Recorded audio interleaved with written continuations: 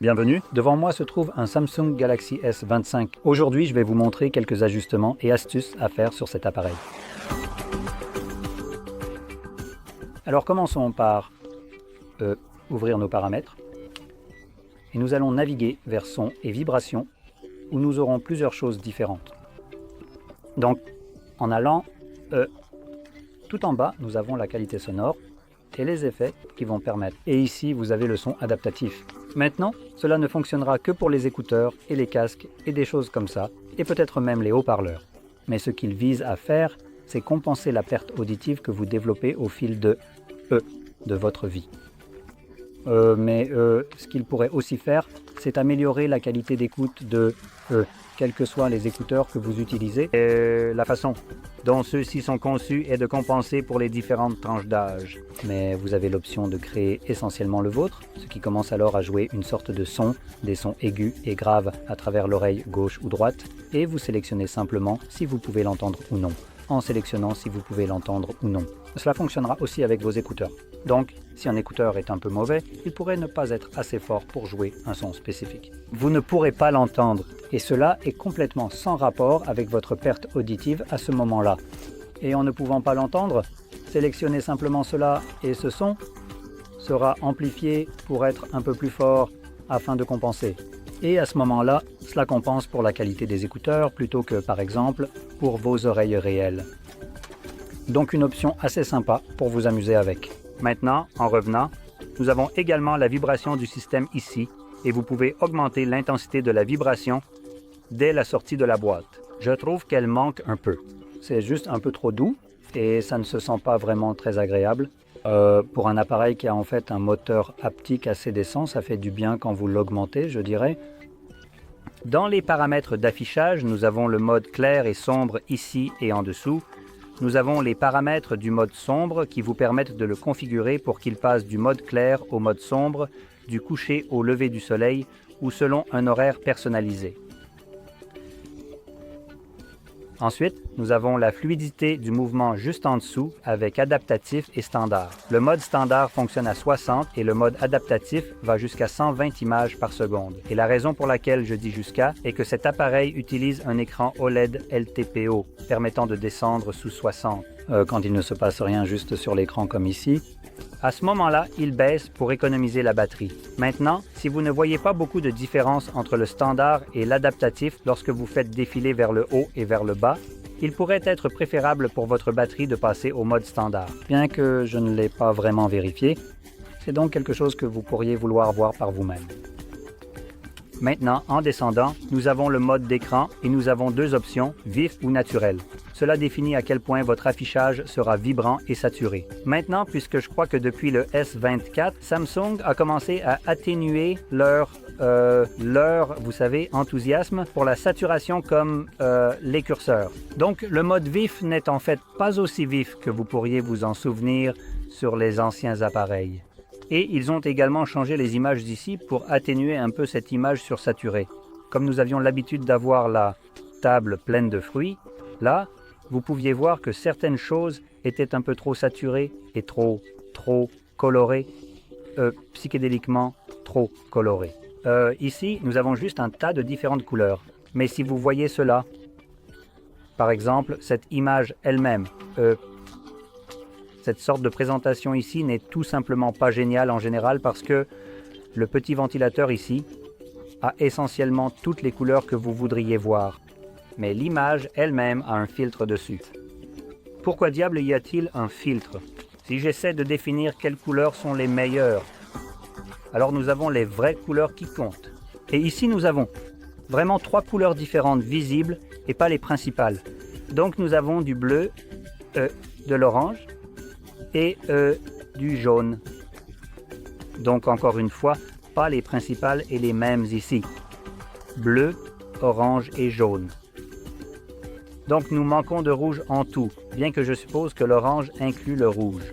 Mais ce n'est pas le meilleur type de présentation d'une couleur sur un bâtiment qui est super petit, donc ce ne sont pas forcément les meilleurs. Vous pourriez vouloir simplement parcourir beaucoup de photos et juste alterner cela pour voir laquelle vous préférez. Mais pour être honnête, J'ai passé un peu trop de temps sur une option simple.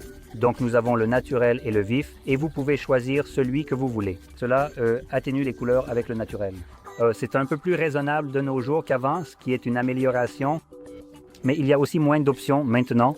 Maintenant, si nous revenons en arrière et que nous nous déplaçons, nous avons le ton de couleur adaptatif, une option assez sympa qui utilise la caméra pour observer l'environnement et essayer d'adapter le fond blanc ou simplement le ton à l'affichage en fonction de la chaleur de l'endroit où vous vous trouvez. Donc, par exemple, avec cette option activée et ayant un fond blanc juste ici, si j'éteignais mes lumières normales et ne gardais que les lumières chaudes allumées, l'écran commencerait à devenir plus jaunâtre pour imiter le fond blanc. Par exemple, comme la table juste ici, qui semblerait un peu plus chaude avec seulement les lumières chaudes. Donc, il essaiera de faire exactement la même chose. Parce que, par exemple, un écran ne respecte pas vraiment les mêmes lois puisqu'il émet de la lumière au lieu de la réfléchir. Donc, si vous avez une lumière chaude, provenant d'une table, la lumière chaude rebondirait, donc en obtenant la même chaleur que la lumière. L'écran, en revanche, ignorerait cela et projetterait par exemple une lumière bleue intense.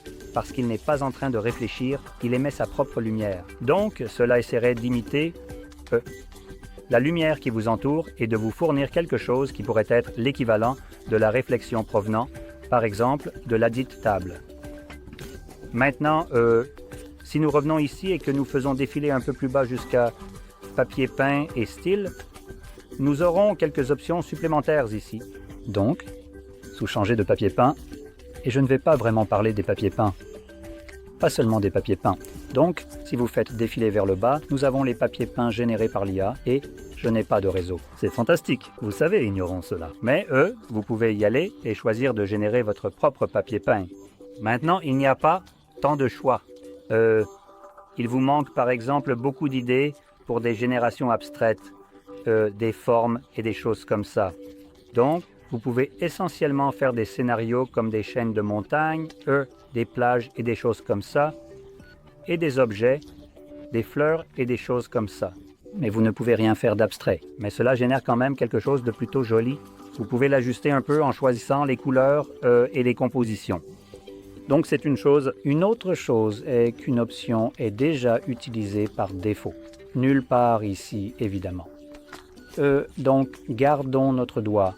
Allons encore une fois au papier peint et changeons-le pour celui-ci, certainement. Donc avec cette option ici, nous avons l'option pour le cadre. Lorsque vous cliquez dessus, vous avez des formes qui par défaut utilisent déjà la forme de cœur. Et une fois que vous commencez à le déplacer, vous pouvez voir que le chien est découpé et que le cadre est derrière le sujet.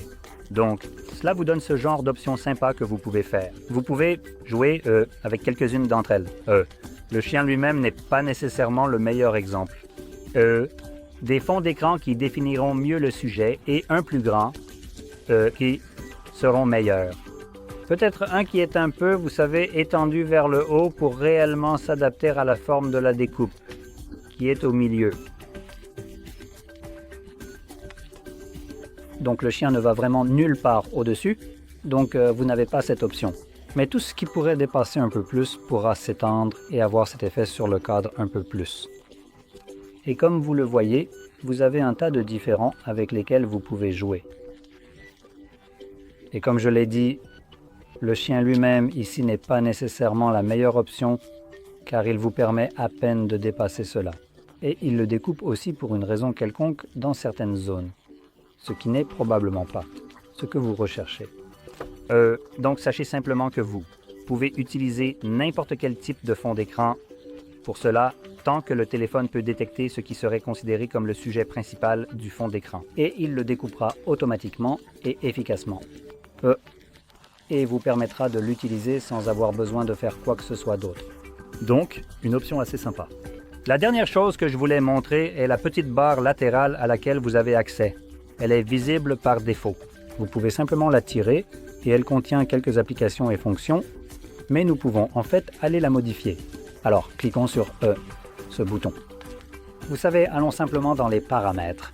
Ce sera probablement le moyen le plus simple. Et cela se trouve, je crois, sous l'affichage du bord A.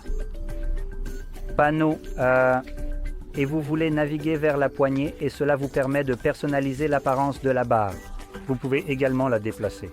Personnellement, j'aime la placer là où se trouvent les boutons de volume. Il suffit d'enlever la coque pour qu'il soit un peu plus visible. Voilà, nous pouvons voir les boutons de volume, donc j'aime la régler juste là où se trouvent les boutons de volume. Et puis, je vais juste mettre la transparence au maximum. Cela la rendra complètement invisible. La taille, je vais la réduire un peu pour correspondre à la taille des boutons de volume. Et elle deviendra essentiellement invisible. Mais comme je le positionne juste là où se trouvent les boutons de volume, je sais exactement où je dois glisser pour le faire. Sortir. Mais si vous voulez, vous pouvez le rendre évidemment plus visible. J'ai fait exactement le contraire. Vous pouvez le rendre plus visible. Vous pouvez changer les couleurs ici, le rendre moins transparent et plus large pour qu'il ressorte davantage. Par exemple, si je fais ça, vous pouvez voir que ça ressort. Mais de cette façon, c'est évidemment invisible et j'y ai toujours accès. Maintenant, une autre chose ici associée aux panneaux, ce sont les panneaux, dont nous avons plusieurs qui sont préinstallés avec l'appareil et vous pouvez en choisir certains.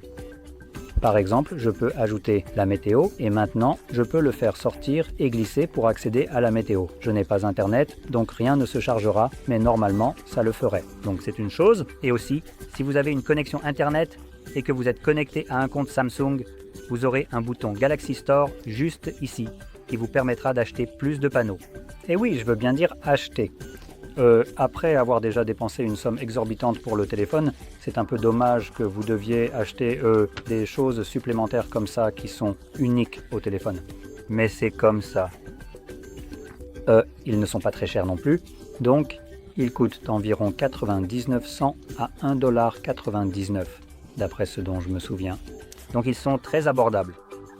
Certains d'entre eux seront plus utiles que d'autres. Donc si vous trouvez quelque chose qui vous manque peut-être ici, ou si vous voulez trouver quelque chose qui vous manque ici, vous pourriez être en mesure de le trouver en magasin. Et oui. Donc cela résume essentiellement tous les ajustements et astuces que je veux vous montrer. Donc si vous avez trouvé cette vidéo utile, cliquez sur j'aime, abonnez-vous et merci d'avoir regardé.